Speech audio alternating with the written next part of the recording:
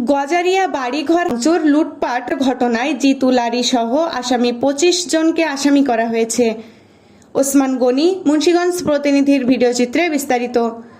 মুন্সিগঞ্জে গজারিয়া উপজেলা বাড়িঘর ভাঙচুর, লুটপাট ও প্রতিপক্ষের লোকজনকে মারধর ঘটনার 2 দিন পর মামলা নিয়েছে পুলিশ। মামলাটি নথিভুক্ত করা হয়েছে। এর আগে গেল গজারিয়া উপজেলার গুয়াগাছিয়া ইউনিয়নের শিমুলিয়া গ্রামে প্রতিপক্ষের বাড়িঘর ভাঙচুর ও লুটপাট চালানো হয়। এতে নারী ও শিশুসহ অন্তত 10 জন আহত হয়। ঘটনার পর জিতু লারি সহ 25 জনের নাম অন্তর্ভুক্ত করে গজারিয়া থানায় অভিযোগ দায়ের করেন ভুক্তভোগী রিনা আক্তার। গজারিয়া থানার অফিসার ইনচার্জ আনোয়ার আলম আজাদ বলেন, অভিযোগের পরিপ্রেক্ষিতে মামলাটি রেকর্ড করা হয়। আসামিদের আটকের চেষ্টা অব্যাহত রয়েছে। সেনাবাহিনীকে সাথে নিয়ে আমরা অভিযানে গিয়েছিলাম।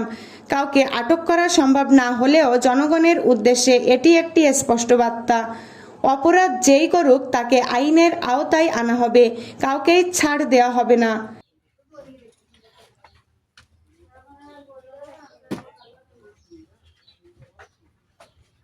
এই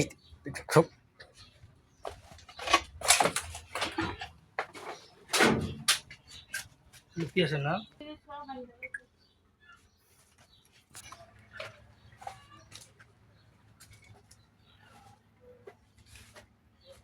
কি আছে দেখে তো